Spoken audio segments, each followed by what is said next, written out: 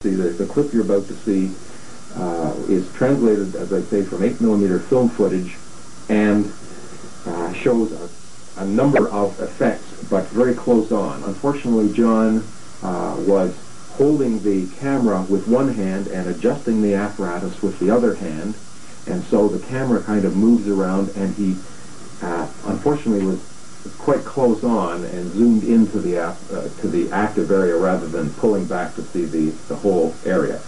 In a later clip that I did, you'll see the general setup where these effects took place. In fact, they took place on a board, a plywood board, that was supported between two lathes, metal cutting lathes that were fairly close together in the laboratory. And the Tesla coils and Van de Graaff generator were off to one side, as you saw in the clip prior to this. So let's now run the earliest 1981 video clip that was converted from 8mm film footage, and we'll see some of the early results.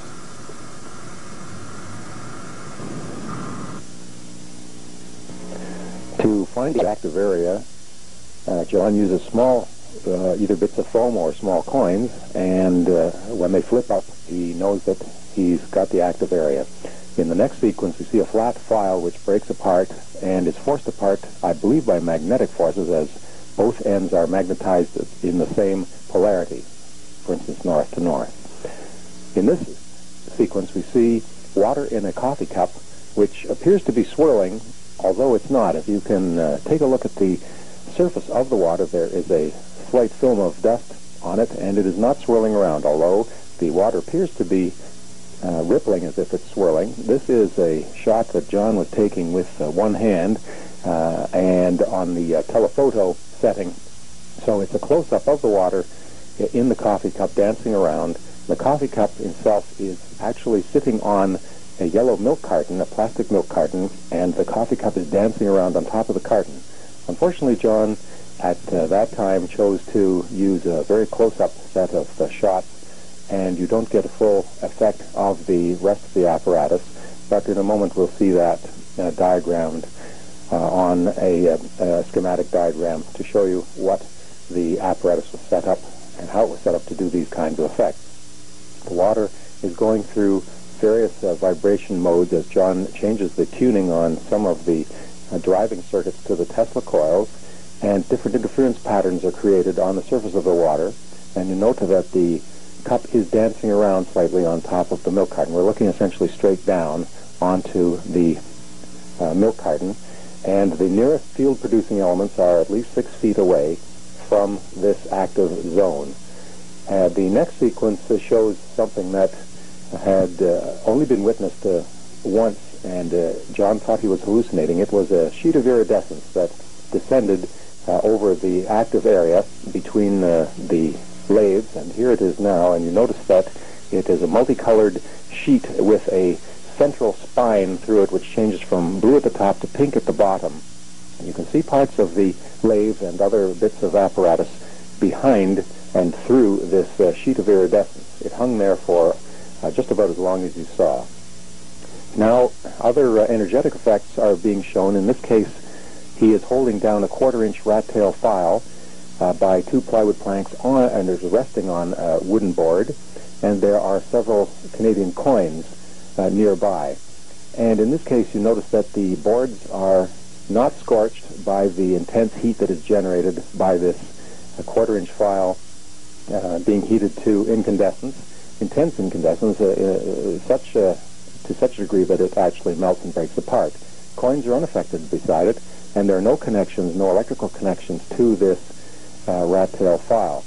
And as well, you notice the boards are not being scorched. On occasion, however, it does have spontaneous combustion occurring in boards and in other objects, including concrete. The next sequence will show some of the attempted levitations and the levitation of rather massive objects. In this case, a plywood plank which gets up on its end but doesn't quite take off. And here it is up on its end and wobbling very slowly. Now John is attempting to control the field and doesn't quite get it up. In this case, a film box that was storing the Super 8 film that was being used does levitate and flips around in and out of the field. You'll see more examples of this in later footage from the 1988-1989 period. He was trying to get the socket tool to go, but here he has a close-up of the film box, and now a camping spoon held down by a spool of wire is effectively plasticized and wobbles up and down in the field. This small D-shaped cross-section piece of steel weighs about a quarter to half a pound, and it is trying to take off. In fact, the board underneath it is trying to take off. The board is being held down at its back end by slipping it underneath the lip of the lathe, which is out of the picture, covered by a piece of drop cloth so as not to confuse the picture. Here's a composite piece of material, including a number of alloy steel and wood, and here's another one that is not at the correct geometry to take off. All it does is sit on its head and wobble back and forth. John loved these close-up shots, and unfortunately you don't get a large-scale view of the whole active area, but there goes that D-shaped piece once it's sitting in the proper orientation. Notice that these things twist with a left-handed twist as they take off. Here is that D-shaped piece in the wrong orientation. It's not taking off. And the wedge-shaped piece we'll see a little later. Notice it takes off with a distinctive left-handed twist with the thumb, imagining your thumb in the direction of travel. And now here's this wedge-shaped piece once again on its edge, and it tries to take off in one flop on one side, and it doesn't quite have enough energy to take off. It just flips over and rests on the other side, and there's an upward force continually present which flops it back to the other side, and it continues to oscillate back and forth with a natural frequency of vibration that has to do with its own mass and its own mass distribution. So there it is, a clear shot on its edge, bouncing back and forth. Remember that there are no field coils or magnets or anything below or above or anywhere closer than 6 feet laterally away from this active area. I should also note that these effects, although they appear to be happening one after another, took anywhere from 3 to 6 hours to occur, and this sequence was shot over many days in John's laboratory in Lynn Valley in Vancouver, British Columbia, Canada. Here is another shot of that wedge-shaped piece of steel wobbling back and forth. Here are two objects in the field, only one of which will take off. It is the small D-shaped piece of steel. And there are several other shots, a sequence here, that have numerous objects in the field, and only one will take off, showing the field's preference for a particularly shaped object. Here's a 4-pound shot ball from a ball mill, and here's a composite piece with bronze on one and a copper on the other, and the heavy end will take off first, as you'll see in this sequence. There it goes. Once again, we have the wobbling wedge that is sitting there rocking back and forth. The combined power, I should add, that is powering all this is about 1,500 watts average power from a 110-volt outlet. Here's a 19-pound bronze bushing, which is about a little less than a foot high. Here it is in 56 frames per second, and that motion is analyzed in another part of this video that I will discuss a little later. Here's the bronze bushing now on its side, trying to take off, but it doesn't have quite the correct geometry. In this case, we have a yogurt container filled, a plastic cup filled with water, and the water is trying to take off en masse, but due to surface irregularities, only small globules will take off instead.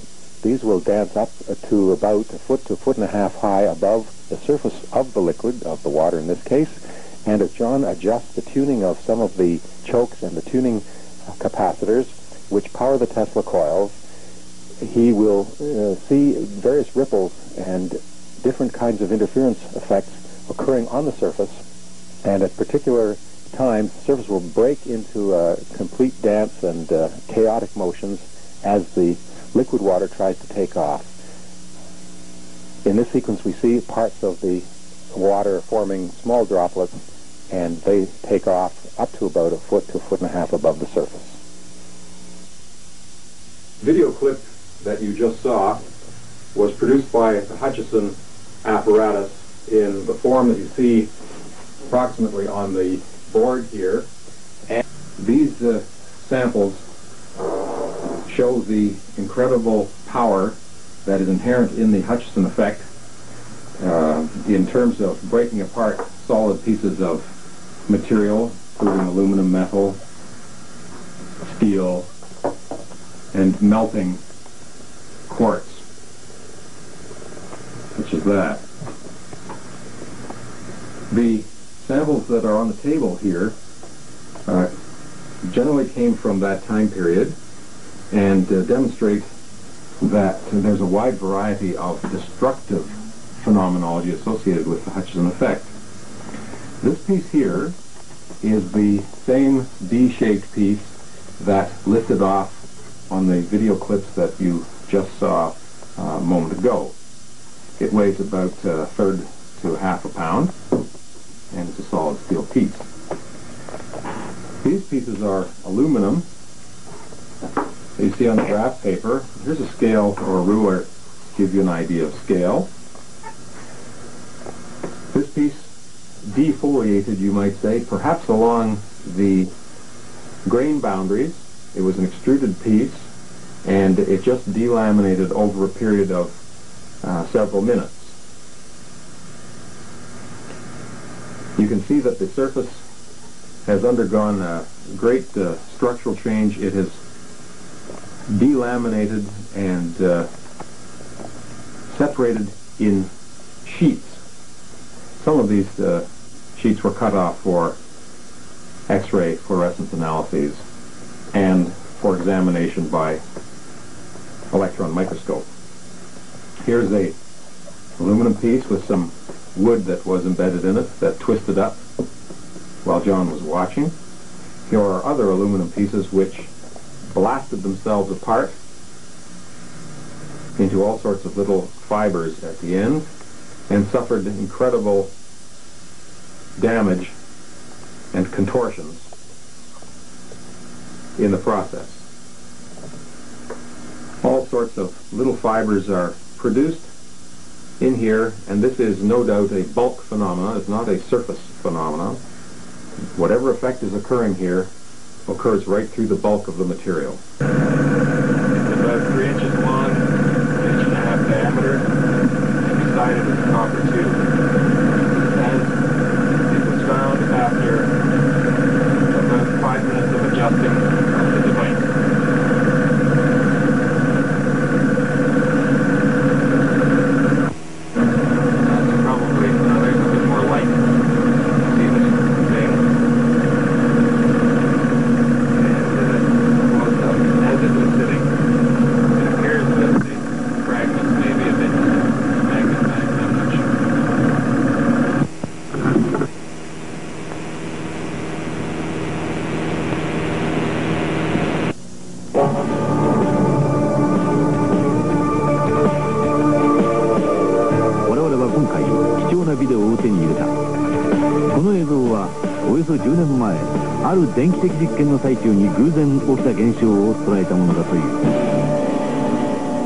カナダのバンクーバーに住むジョン・ハチソンという研究者が、特殊な電気装置を使いまして物体が、宙に浮き上がったりですね、金属がバラバラになったり、あるいはスプーンがですねまるでもう念力をかけたように折れ曲がったり、そういった現象が、起きたということを聞いています。ジョン・ハットン氏、私は電波信号や高電圧の分野を研究していたんですけれど、たまたまその実験の最中に偶発的に物が宙に浮いてしまうという現象が起きたんです。その装置そのものは高重力、つまり重力に逆らうパワーを作り出すという実験装置です。Antigravitational effects. アメリカの軍だとか政府が来て、研究資料を持ち去られたとか、結局邪魔されたというふうに聞いたんですが、そういう事実はありますか？ Yes, actually I've been harassed by the カナ government ダ for 政府に12年間妨害され I 続 think け 12 てい years. ます。彼は Following sequences were taken in the laboratory set up in 1988 and show, in this case, a blue plastic plate about 6 inches or so in diameter. It moves and skitters around on top of the plywood table on which it's sitting, and in the background is the milk carton, paper with wax covering that you saw taking off in the Japanese UFO video clip just prior, and to the left is a white cardboard box containing automobile headlamps.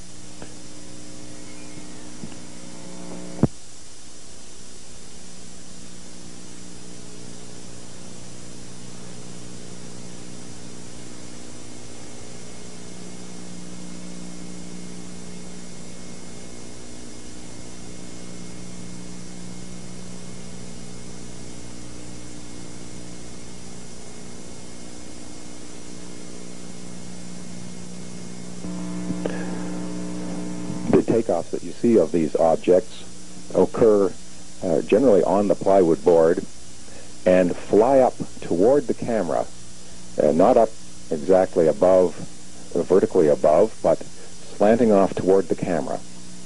This is why you don't see them falling back into the active area, except on several shots that we will see in a moment. The black spots that you see are burn marks that occur from time to time on combustible objects in the field.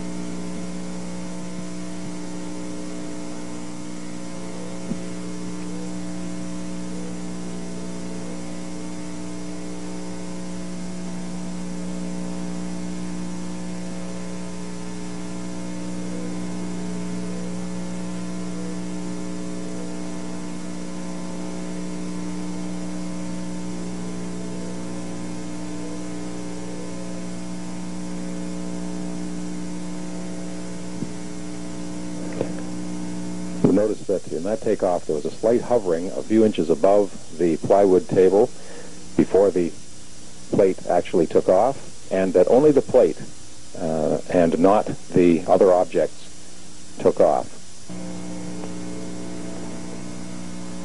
In this case we have a large aluminum billet with a hole through it.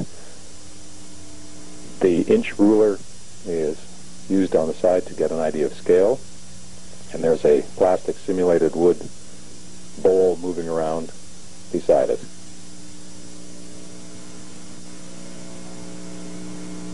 The aluminum piece is between 5 and 6 inches in diameter and approximately 4.5 inches in height, with a 2-inch diameter hole through, and is a solid piece. Notice there is independent movement of both the aluminum piece and the board and ruler on which it's sitting, quite independent from the bowl. It's as if all actions are under complete control of someone's active consciousness. In this case, another object is placed on top of the aluminum. It is a steel piece, square steel piece with a hole through it. And we'll see that these two objects can be taken as one object, as if they are glued together, or move independently as the machine and or John desires. In this case, you notice that the ruler is not stuck to the plywood. It can be moved by the bowl.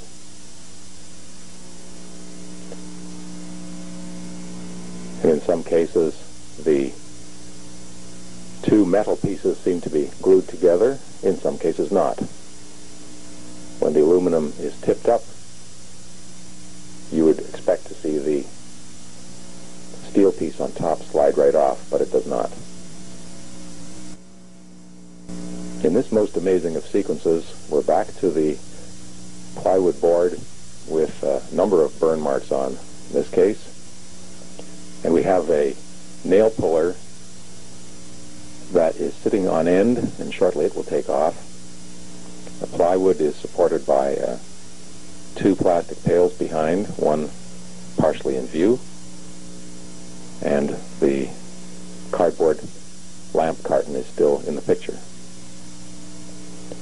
The ball in the background is a sphere from a ball mill that John has painted a dull silver, and it is approximately 6 inches to 7 inches in diameter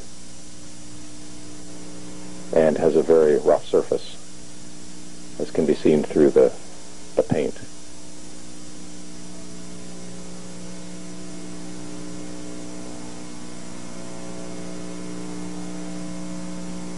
In this case, two objects are in independent control,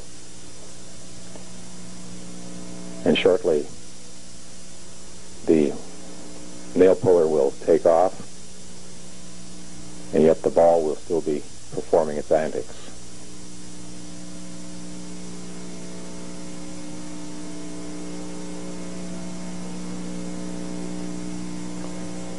It's interesting to note as well that when the ball lands back down on the platform in which it's resting, it does not shake it.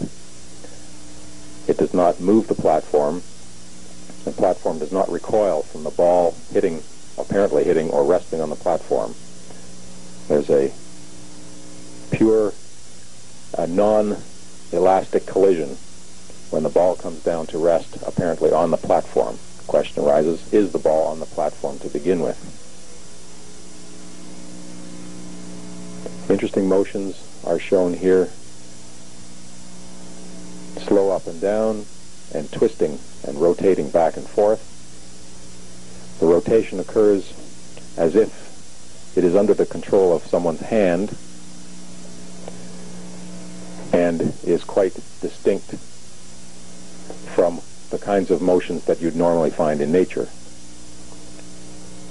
Actions stop and start very suddenly with very large accelerations or small. This is a solid steel ball which must weigh 10 to 15 pounds or more.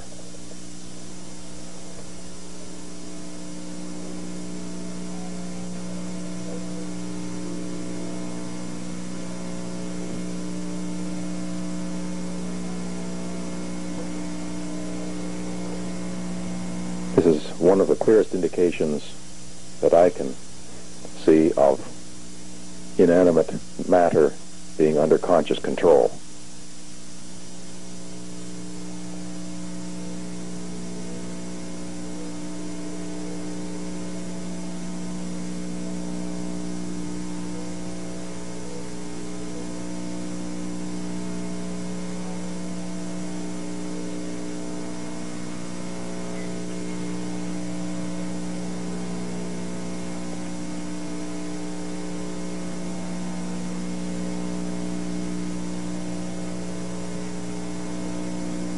John, however, has not recognized any overt conscious effort to control the motions of the things that go on in the field, but admits there may be some subconscious activity.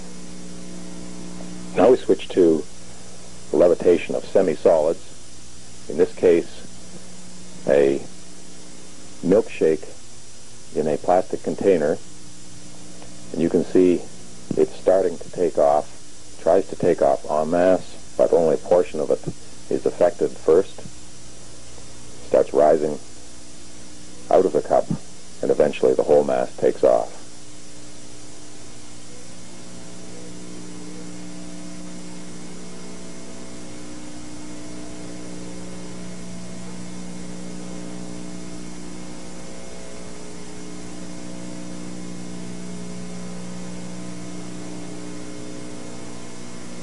We have another sequence of this in a different part of the active area. many wet marks on the floor from experiments with liquids taking off.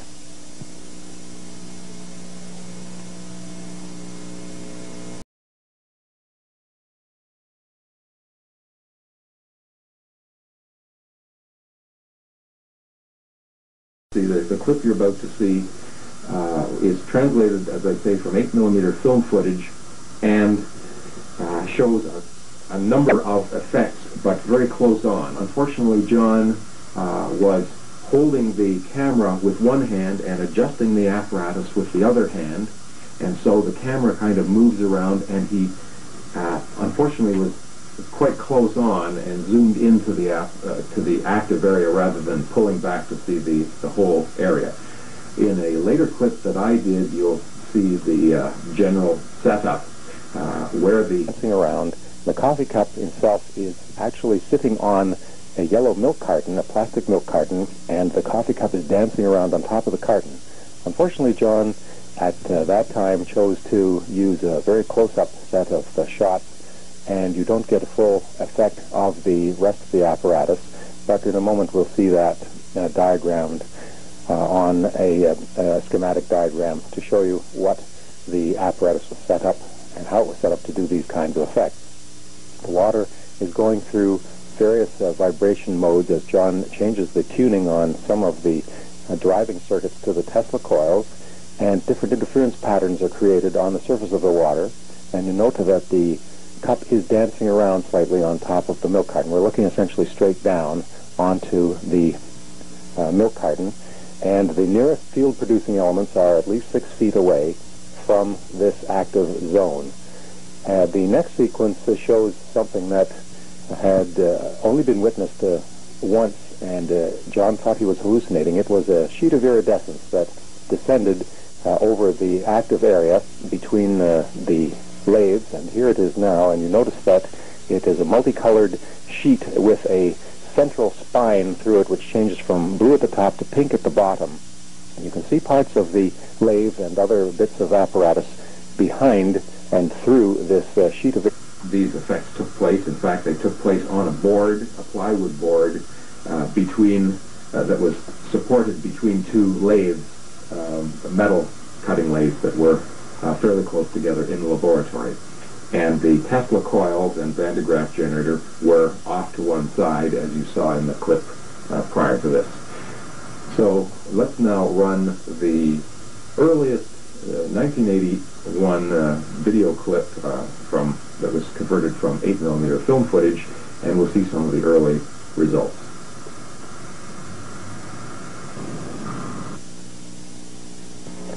To find the active area, John uses small, either bits of foam or small coins, and when they flip up, he knows that he's got the active area. In the next sequence, we see a flat file which breaks apart and is forced apart, I believe, by magnetic forces, as both ends are magnetized in the same polarity, for instance, north to north. In this sequence, we see water in a coffee cup, which appears to be swirling, although it's not. If you can take a look at the surface of the water, there is a slight film of dust on it, and it is not swirling around, although the water appears to be rippling as if it's swirling. This is a shot that John was taking with one hand and on the telephoto setting. So it's a close-up of the water in the coffee cup.